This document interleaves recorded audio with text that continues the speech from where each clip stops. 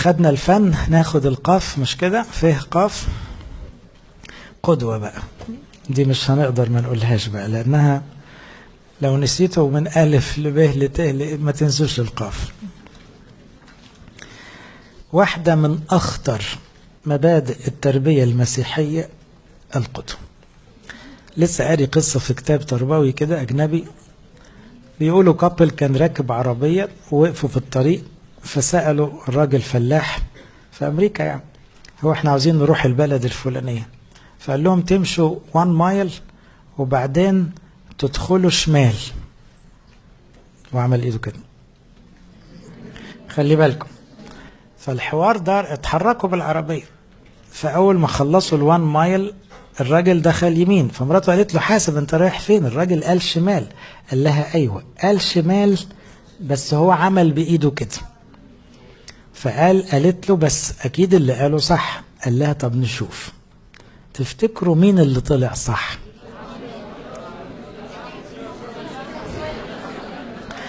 هو طلع هو كتاب تربوي، طلع ان اللي بيتقال عادة اضعف من اللي بيتشاف او من الحركة. فاهمين ازاي؟ بمعنى لو انت قلت لابنك صلي اقوى ولا لو شافك كذا يوم بتصلي؟ اكيد لو شافك بتصلي هيطلع يصلي. لو قلت له 100 مرة صلي احتمال يبطل صلي في وقت لو بعد عنك، لكن صورتك وانت بتصلي وهو بيحبك وطبيعي بتصلي هتنطبع فيه، هتخليه حتى لو بعد عن ربنا هتدور الأيام ويرجع يصلي. يبقى ده مبدأ خطير جدا في التربية. كل اللي عاوز توصله لعيالك اعمله، عيشه. وهو ده اللي ربنا قصده بالمسيحية كلها، ان احنا نعيش ما نوعظ. الوعظ الكتير على فكرة ساعات يضيع طعم الحياة. ولما قال الموعظة على الجبل ربنا ختمها بمثل جميل قوي، قال اللي يقعد يسمع يسمع يسمع وما يعملش كأنه بيعمل ايه؟ بيبني بيت على رملة. انما اللي بيسمع وبيعمل ده بيبني على صخر. في تربية على صخر. التربية المبنية على صخر دي اللي هي اللي بتزرعه في طفلك تشوفه بعد 50 سنة وهو راجل، هي تربية القدوة، مش تربية المعلومة ولا الفكرة ولا الوعظة. هي القدوة. انت راجل امين مستقيم لا يمكن تكذب، صدقني مش محتاج تقول لابنك ما تكذبش، ولو كذب مرة واتنين هيرجع تاني يطلع نسخة منك. انما بالعكس بقى، قعدت توعظ 100 سنة عن الكذب وانت بتقول له في مرة قول لهم بابا مش موجود، انهارت. قول بقى وعظ من هنا ال1,000,000 سنة خلصت. مبدأ المحبة مثلا، هو شايفك مش طايق شخص معين وبتجيب سيرته في البيت بطريقة وحشة، سامعك، وبعدين بتستقبله بابتسامة وبترحيب. انت علمته الرياء، انت علمته له، دخلته قلبه، علمته يعني ايه يغش بموقف، مع انه هو ساذج وبسيط وما يفهمش حتى كلمة رياء معناها ايه، بس انت دخلتها جواه بالحركة دي. انما لو شايفك خدوم بجد، حنين على البواب وعلى الفراش وبتسأل عليهم وشايل لهم اكل ونازل السلالم تديله جزء من اكلكم، الصورة دي مش هتغيب عن طفلك، هتدور الايام ويطلع زيك واحسن. فالقدوة هي المفتاح الجذري في التربية. نفس الكلام في مدارس الأحد. الطفل لما بيشوف الخادم بتاعه بيحب القداس، الطفل بيحب القداس. الخادم بتاعه بيحب الإنجيل، هيطلع يحب الإنجيل. الخادم بتاعه بشوش ومقبل على الحياة، يطلع الطفل مقبل على الحياة لأنه تعلق بالخادم بتاعه. أغلبكم لو رجعتوا حياتكم مش هتفتكروا الوعظات والدروس اللي خدتوها في طفولتكم، بس هتفتكروا شخصيات معلمة فيكم، شخصيات بالاسم. انت فاكر الشخصية بس مش فاكر الدرس، لأن الدرس هيتبخر، بس الشخصية بحاجة مرتبطة بيها معلمة فيك. يبقى واضح ده اللي ربطك بربنا، أو ده اللي حط فيك حتة حلو. ففكرة القدوة دي أو مبدأ القدوة هو أساسي جدا في تربية أولادنا. وعشان كده لازم لما تيجي تربي عيال تربي نفسك. وكتير من الأهالي يقولوا لما جبنا عيال احنا اللي تربينا. صح، لأنك بقيت مضطر تاخد بالك من تصرفاتك، مضطر، ده كويس. ما كنتش اضطريت تاخد بالك عشان ربنا، طب على الأقل عشان عيالك اللي شايفينك دلوقتي. فانت ما ينفعش تغلط، لأن الغلط على طول هينزل على المستوى اللي بعد. التعبير ده قاله ربنا له المجد، قال أفتقد ذنوب الآباء في الأبناء. يعني إيه؟ طبعا اليهود اتريقوا على ربنا وقالوا له يعني الآباء ياكلوا الحصر وأسنان الأبناء ضرست. قال لهم ما تقولوش كده وأنا هظلم يعني؟ لا طبعا، كل واحد يحمل حمل نفسه. إنما قصد إيه ربنا؟ قصد إن الخطية اللي مش هتتغير فيك هتنتشر في ولادك طبيعي. واحد شايف أبوه عصبي على طول، الحقيقة هو أكثر عرضة إنه يطلع عصبي، لأنه اتربى في بيته النهار زعيق. فخلاص هو للأسف العدوى قوية جدا لأنها جاية من أقرب الناس. هيعمل مجهود كبير قوي بقى عشان يطلع هادي وهو طالع من بيت عصبي. لكن انت هتوفر عليه مجهود ضخم لو انت هادي الطبع، هيطلع أقل عرضة للعصبي. مش بقول بالضرورة يطلع نسخة منك، بس ما عندوش نفس البريشر انه يطلع عصبي لأنه أبوه مهدي، فمش عامل مجهود كبير انه يطلع هادي. البيت كان هادي وكان فيه يعني وداعة وبساطة، طب خلاص ما فيش نجد كتير. القدوة كمان تلزمنا ان احنا لما نغلط نجاهر بالخطأ، نعلن الخطأ ونعتذر عنه. لان احنا بنغلط، مش هنقدر نقول ان احنا كلنا مثاليين. بلاش مبدأ ان كل الاباء كانوا الاوائل في فصولهم دي. طبعا المبدأ ده اساسا العيال يعني فهماه من سنة أولى ابتدائي وعارفين إنها كذبة كبيرة وخيبة تقيلة يعني. فسيبكم الحكاية ده أنا عمري دي مش عارف إيه ده أنا. ومرة ولد قال لأبوه ما هو غالبا الفصل ما كانش فيه غيرك يا بابا. ما هو كل سنة بيطلع الأول في حاجة يعني مش طبيعي. خلونا واقعيين. أنت زعقت في مرة ما كانش ليها لازمة، سوري إن أنا امبارح اتنرفزت زيادة، مش أدنى مشكلة إنك تعمل كده.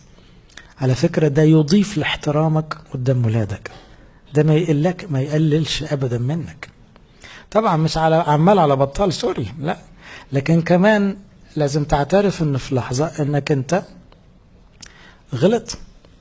والقدوة يجي معاها مبدأ الاحترام. مش فاكر جه قبل كده ولا لا، بس جه غالبا مع الاستماع. لو قطعت ابنك لازم تقول له سوري ان انا قطعتك، كمل كلامك. مش معنى انك انت الكبير تتكلم في اي وقت وكمنه هو المفعوص مش عارف يقول جملتين، لا، لانه ده على طول بيعلمه مبدأ ما تقطعش حد. لانه بابا ما بيقطعنيش، بيسيبني اخلص كلامي. طبعا احنا ساعات ده عيل صغير هيقول ايه يعني، معلش ما انت بتنقل له احترامك فبيحترم الدنيا كلها. احترم الكبير والصغير، لان الكبير احترمه. احترامك لوالدته ده قدوة فظيعة بقى. طفل عنده مشكلة دايما، مش مشكلة هي ميزة، انه طالع طبيعي يحب والديه. فلما بيلاقي صراع بينهم بيتبهدل نفسيا، لانه كأن الصراع بيطالبه انه ياخد صف واحد فيهم، اي صراع. فانت حطيته في مأزق ليه؟ لان انا بحب الاتنين. طب انا سامعهم بيزعقوا في بعض، كل واحد ما شايف التاني غلط. فانا في اللحظة دي نفسيا كطفل طولبت اني انحاز لحد، وانا مش عاوز انحاز لحد. في علم النفس بيقولوا الطفل في اللحظة دي بيتمنى الموت. تصوروا بتوصل لايه؟ لانه دول اهم اتنين وبحبهم ومتصارعين، وانا مطالب ان انا اتنازل عن واحد. وبعدين يشعر في نفس اللحظة ان هو السبب. هو مش سبب، هم اللي مخهم طائق، لكن اهو هو افتكر ان هو السبب، كأن لما كانوا من غيره كانوا عايشين. فبرضو دي بتضيف لفكرة يا ريتني ما اتوجدت. ودي بدايات القلق اللي بيدخل قلب الطفل وهو طفل. هرجع بقى اقول القدوة في التعامل. اقرب اتنين دول لما بيتعاملوا باحترام بحب بتفاهم، انت مش محتاج تعلمه يعامل اخواته ازاي ولا اصحابه ازاي، خلاص كل مبادئ الاحترام والتفاهم هو دخلت دماغه بتلقائية شديدة. ليه؟ ما هو شايف مستوى التعامل اللي بين الكبار، في استماع، في احترام، في أدب، في اعتذار، في تفاهم، في ضحك، في فرفشة، في مشاركة، في كل بقى المبادئ الزوجية على فكرة. عشان كده مبادئ الزواج مرتبطة جدا بمبادئ التربية. الزواج المسيحي مرتبط جدا بالتربية المسيحية. ليه؟ لو زواج مسيحي حقيقي مش محتاجين نوعظ في التربية، هيطلع عيال متربية لوحدهم، لأن الاتنين عايشين زي ما الكتاب بيقول، متفاهمين محترمين عندهم مبادئ، خلاص يبقى الطفل بأقل مجهود هيطلع متربي.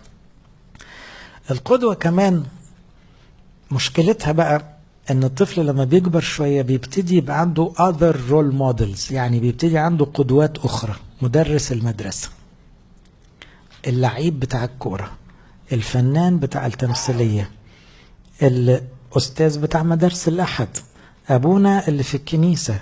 دول بيبتدوا يضافوا لحلقة القدوات. هنا بقى مهارة الأب والأم يعملوا فلتريشن، ما يعرضوش الطفل لقدوات كتيرة ضد المبادئ. عشان كده حتى لما كنا زمان في مدارس الأحد كان يبقى عندنا منهج ابتدائي بطولات. ايه بطولات؟ نحط ماري جرجس، نحط أثناسيوس، نحط أنبا بشوي. ليه؟ كان يقول لنا كده أمين الخدمة وإحنا يعني زمان قوي، يقول لنا عشان عاوزينه يبقى ماري جرجس هو البطل اللي نفسه يبقى زيه بدل فريد شوقي. فاهمين الفكرة؟ يبقى ده اللي يدخل دماغ الطفل، انه نفسه يبقى ماري جرجس، نفسه يبقى أنبا برام، يبقى واخدين بالكم، ونفسه يبقى أبونا، نفسه يبقى أخونا الأستاذ. فيبقى هي دي مجموع القدوات اللي تضاف إلى القدوة الجميلة اللي في بيته. هو محاصر بشخصيات كلها حلوة، يختار اللي هو عاوزه. يا سلام، يا بخت الطفل ده اللي محاصر بأب فاضل وأم قديسة وأستاذ حلو وكاهن جميل، وموضوع ودرس حط قديس في دماغه خلاه بطل. الحقيقة مش محتاج يطلع لعيب كورة ولا يحتاج فنان ولا محتاج، مش فارقة معاه، لأن هو عنده قدوات كتيرة يختار منها. وهو التعليم بقى لازم يزق في الاتجاه ده، ان انا اجسم البطولة دي، عشان اي طفل بيميل للبطولة، عاوز يبان، عاوز التميز. طب التميز بتاع مين بقى؟ تسقيف رايح لمين؟ فهو ده التوجه اللي المفروض الاباء والامهات يلعبوا. طب لو وجد في حياتك قدوة مشوهة، جده، مع احترامي للجدود يعني، انت كأب شايف ان والدك او حماك بيعمل تصرف مش عاوزه يتنقل لابنك، فدخلت في مأزق. ما تقدرش تقول لابنك ما تحبش جده او ما تقلدش جده. فهنا انت بتتعرض الى صراع القدوة. واخدين بالكم؟ بابا ما بيشتمش ابدا، جده بيشتم، فالطفل اصبح عنده صورتين. اول مبدأ اقوله لك، الخير يكسب مع الايام. اطمن، الخير يوزن اكتر بعد سنين. عشان كده شفنا القديسة مونيكا وابو اغسطينوس بعد ما مشي مع الاب سنين طويلة رجع عدل وبقى قديس زي امه. فالخير يكسب، بس عاوز مكافحة كتيرة وعاوز طولة بال. الحاجة التانية، لو في علاقة جميلة قوي، وده مش كتير، بينك وبين والدك او حماك او مراتك، تقول لابوها، تحاول تنبهه بطريقة مهذبة جدا متواضعة جدا، من فضلك يا جدو خلي بالك عشان فلان ابننا يعني هيقلد. طبعا عاوزة ايه؟ علاقة، رصيد قوي من العلاقة، وأدب شديد جدا في العرض. لأن لو كان، وطبعا تحسبها كويس من الأول عشان ايه؟ انت ما تتشتمش انت يعني، فخلي بالك، فتبقى عامل حساب. لكن في ناس من الكبار فعلا بتنتبه لحاجة ما خدتش بالها. هو جده بيحب حفيده طبعا، فلما نبهته بحجة الحفيد فقال لك سوري هاخد بالي، هينسى مرات، معلش، بس كده يبقى ايه؟ نص الحكاية تصلح. لو وصل الى عيب فيتل، يعني ايه؟ حماك او والدك عيبه فظيع وانت شايفه هيتنقل لابنك، هتضطر تقلل التعرض، الاكسبوجر، من غير ما نعمل خصام ولا قطيعة. بس بدل ما يقضي عنده 2-3 في الأسبوع، لا يقضي 2 كفاية. انت خلاص حريص على ابنك وشايف عيب فيتل ومفيش فرصة للعلاج. دي آخر حل، خلي بالكم. خلاص الكبير بيعلم غلط، بيعلم الحفيد كذب، بيعلمه شتيمة، بيعلمه يغش. طب وبعدين؟ فانت هتضطر، لأن التربية مسؤولية قدام ربنا، انك هتقلل تعرض الطفل لجده، وطبعا بحجج مؤدبة مهذبة مليانة حكمة فيها سلام فيها، لكن هتضطر تعمل كده. بس ده آخر حل ومسموح بيه، من أجل أنه ما يطلعش الطفل واخد عيب كبير قوي تتعب منه أنت أو يضيع بعد كده. طبعا بتبقى أصعب لما بتبقى بالعكس بقى. العكس يعني إيه؟ جده كويس قوي أبوه وحش. دي بتبقى صعبة جدا، لأن الحقيقة هو أبوه يملكه أكتر من جده، فبتبقى بقى معركة يعني ايه، عاوزة صلاة كتير وعاوزة حكمة وعاوزة شوكة وسكين، يعني عاوزة بالراحة قوي كده. ازاي تحاول بعلاقتك مع حفيدك بدون ما تشكك ابدا في ابوه او في امه، انك تغرس بقصص بسيطة وبسلوك راقي الصح، لكن ما بتشاورش خالص على غلط القريبين، لان لو وقعت القدوة عموما ده خطر جدا على الطفل. يعني لو شركت صورة أبوه، حتى لو أبوه في عيوب كبيرة، أنت هزيته خالص. أبوه ده جزء من استقراره النفسي، فما ينفعش تشركه خالص، ما ينفعش مهما كانت عيوبه كتير. ومن هنا بقى الموضوع عاوز إيه؟ نفكر ب100 طريقة إزاي نوازن الأمور. كل ده ريليتد لكلمة القدوة. برضو لما تلاقي مدرس في المدرسة في عيب واضح بس في شوية كاريزما كده، يعني إيه، عامل فيها فارد على العيال، بتضطر احيانا تنقل الطفل من الفصل لو لقيت الاستاذ ده هيلخبط دماغ ابنك. بس مش هتوصل لدي بالسهل، لان العيال دلوقتي ما بتنبهرش زي الاول، يعني دماغهم مليانه قوي. لكن عموما بتبقى مراقب مين القدوات اللي بيتعرضوا ليها. دي مسؤوليتك طول ما انت بتربي، ربنا يرحمه.